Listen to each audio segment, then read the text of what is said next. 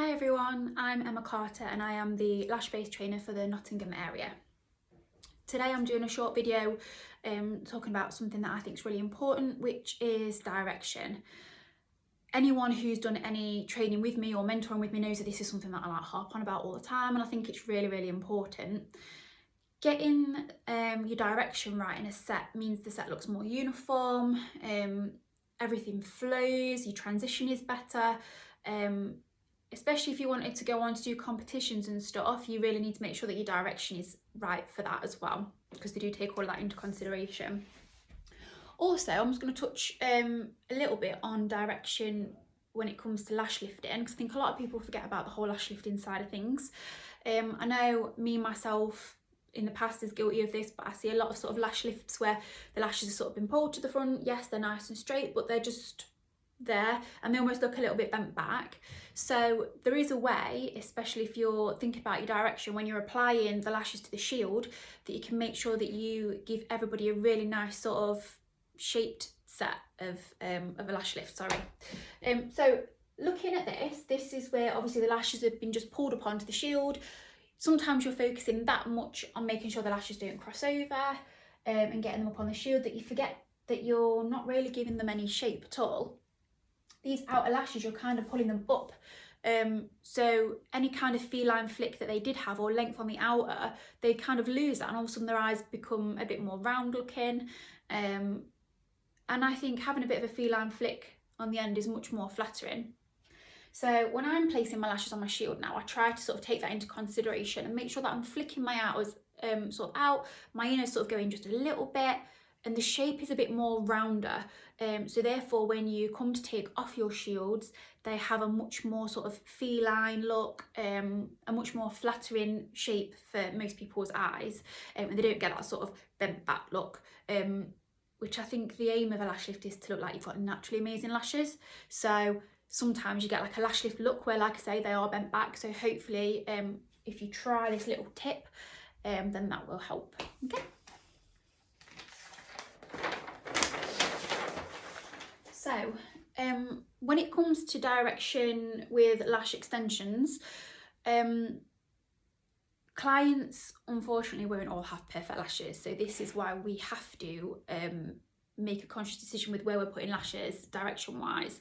So your client's lashes may be perfect and straight if you're very lucky, but if not, they'll probably be a little bit cross-hobbled. Obviously this is exaggerated to make a point, but another thing that you might often see is, I find this with more mature clients, that your outers and inners can sometimes like be swooping in. So if we were to just blindly lash this and just follow it as it is, you're going to end up with a very sort of cross-hobbled set. If you were to put lashes on these as they are, they're going to end up crossing over, and this is not the kind of thing that we're wanting to sort of achieve with our sets. We want our sets to all be sort of running parallel, looking really nice and neat and tidy, no crossing over. So your direction can help massively with all of that. So for me, the main rule when thinking about your direction is the 90-degree angle. Okay, so you can apply this throughout the whole set, and when I say 90-degree angle, it's not a 90-degree, it's 90-degree from the lash line, like I've drawn on here. Hopefully you can see a little bit. So this is a really good sort of way of creating a nice flowing set that flows nicely sort of through the different layers of the lashes, the transitions of your lengths as well. Yeah, I like to use the 90-degree angle, and that's what I sort of teach most of my students to use. However, sometimes, especially if I'm doing a really nice sort of volume set, I like to try to create a sweep. So you may have seen these sweeps. Basically, it's like when you look from above, those sort of overhead shots, the lashes look like they almost touch here. They like sweep right round. It's really flattering, it looks really nice with volume, and the way that the lash artists achieve that is through the direction. So when they're creating a sweep, rather than stick to a 90-degree angle throughout the lash line, they'll sort of grade it slowly. So for an example, 90, 60 and 45 degrees. So say this is the nose here. I'll draw them a nose on so we can remember. So say this is your nose, so these are your inners. So you would start off on your 90-degree angle on your inners, because you don't ever want to go sort of your inners like this. They always want to be sort of from here, okay? So 90-degree angle on your inners. And then when it gets to sort of like your midsections, then start to change your angle to the 60-degree. So you're sort of going like this. And then your very, very outers, obviously wherever you decide to do it styling wise, would be the 45-degree angle. So there you've sort of created this, okay? And you think as well, if you did this with a volume fan, it creates a really nice look. So, oh, I'm dropping my pens.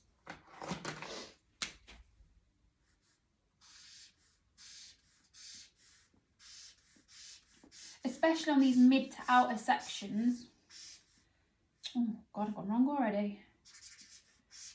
You start to create a really nice sort of sweeping over kind of look.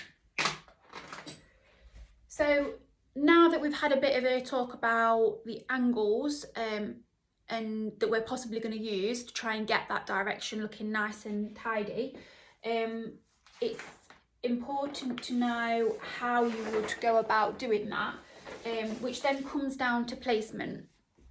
So with your placement, you may or may not know that you can place your lashes on the underside, to the side and on top. Different factors may determine which we decide to do. For example, if you've got a client that's really, really fair, you may want to lash from the underneath, so that while their eyes are open, their blonde natural lashes are covered by the lovely dark extensions we've put on. Sometimes when people like to lash in layers, they like to do it where they lash the underside on the lower layers, the middle layers they'll lash to the side, and then for the top layer they'll lash on top, and therefore no matter whether their client is looking down or up, they're like sandwiched, if that makes sense. So with your placement with the direction, if the direction is what you're sort of focusing on, I would say place wherever you can place to get the best attachment and the best bond, because obviously we want the lashes to last. I tend to find that when I'm trying to get my direction right, if it's a really tricky lash, sometimes I have to place from the side, sometimes I'm sort of coming from underneath into the side. So I've drawn a little mini lash, some tricky customers here, to try and show you how I would place the lash if I was doing this. So, move myself over. Bearing in mind, we're going to do this for the 90-degree angle. So just to remind you all, this is your 90-degree angle. So it's not here. So your 90-degree angle coming from the lash line would be like here. So I would probably come from underneath. And voila. So you've still got a really good point of attachment there. Don't worry about this natural lash going off in a different direction. It's going to be blonder probably, it's going to be shorter than the lash that we're putting on, so you're not really going to notice it. It's fine, the clients won't notice it. What I like to sort of do, like I say, to hook, sort of come from underneath and hook it in. So obviously I wouldn't put a lash that long, I'm going to lash that short. But it's just to sort of give you an idea. What I tend to normally find is that with even lashes going off in the wrong direction, or bent lashes or curly lashes, you tend to find this very base is still at sort of like a decent angle close to the lash line. So you think we're not gluing a whole lash extension, a whole lash and sticking them together like completely parallel all the way up. We're only using the very, very bottom part anyway. So don't worry too much about it. Because as long as you can find a good point of attachment, then yeah, stick it there.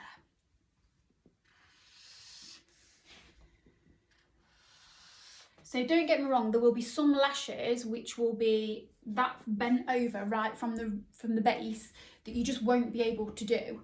But I think if you can work on your direction and make sure you're getting the direction going right on sort of 95% of the lashes, and there's like the odd one that you have to miss, I think it's better to probably miss it than to put one on going the wrong way, because I have done this as well, where I have got the client to open their eyes, they look great, they open their eye and there is one lash going off in the wrong direction, okay?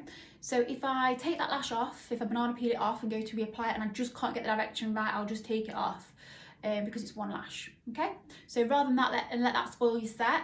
If it won't brush into place and you just can't get the direction right on it, don't worry about it. As long as you've lashed the majority of the lashes, and the reason you're not lashing that lash is because you can't get the direction right, you don't think it's healthy to lash that lash, then it's fine, don't worry about it. There we go. So yeah, don't worry about the natural lashes going off in the wrong direction. Don't blindly follow the natural lash direction. We're going to create our own to an extent, obviously, as long as we're lashing safely, okay? But yeah, so that's the 90-degree angle, and obviously if you were doing the 60 or 45 degrees, you'd obviously be changing your angle slightly, like that, depending on the angle you decided to use. So, I'm a big fan of lash mapping, especially if you're doing a fresh full set. It helps you to know what you're putting where. I really enjoy lashing, and well, obviously, and I enjoy doing full sets. So sometimes when I am doing a full set, I'm just relaxing. I find it quite therapeutic, and it's easy to forget what I'm doing where and sort of get sidetracked in my brain. So I do think that it is easier to have a lash map there for you to follow. So if we're doing a lash map, why not put your direction on there as well to help you? So this is just a couple of examples. So the top example is sort of like your sweeping lash map. So again, this would be your inner where your nose is. So here I've got my 90-degree arrows, sweeping over to my 60-degree, down to my 45-degree. Obviously, hopefully their natural lashes wouldn't be that straight and at the wrong angle. And then this is just sort of like your 90-degree angle. So yeah, feel free to add your arrows onto a lash map. You'll find it really does help. I think it's very easy, especially depending how you lash. If you lash to lash, it can be very easy to sort of almost sweep them over too much, or when it comes to the middle, before you know it, you're still going off in that sort of direction. So I think having the arrows on can really help. And also, if you're obviously lashing just in zones, it can be easy, because you're jumping from one section to another, to not think about your direction in that particular area. You've just come from an outer where you're doing your 45-degree, and then on the other eye you've come to your middle, and like it's like, oh, hang on, you need to change direction. And those arrows will definitely help you do that, okay? Because we've got a lot going on while we're trying to do lashes. Everyone thinks it's easy and it's not. So yeah, definitely utilise your lash map. Make sure you put your arrows on there with normally a different coloured pen. I find really stands out to me and helps. But yeah, so that's all my little tips and tricks on direction, how I like to do it, how I like to teach my students to do it. Obviously everybody likes to do it differently. To be honest with you, most of the time when I'm like day-to-day lashing in the salon, I like to use the 90-degree angle rule because it suits everyone, it's fine. And to be fair, a lot of my clients go for the more textured wispy look, so that lends itself to that quite nicely. When I get to do a really nice neat set of like Russian volume where somebody wants to try and get like that perfect line, which normally is other lash techs to be fair, when I lash those, I love to try and do a bit of a sweep because I just think it's like, looks so nice. So yeah, have a go at doing the sweep yourself and see if you can, especially if you're doing a Russian volume set, get that really nice sort of sweep going. Take those sort of photos from above so you can really see the sweep. It helps to give your clients a bit more of a flattering feline eye, even if you're not necessarily doing like a cat eye style on them. So yeah, really flattering. And I like to do the shorter lengths with that as well. I think that really sort of lends itself to that sort of sweep. So hopefully you found that useful. Thank you very much.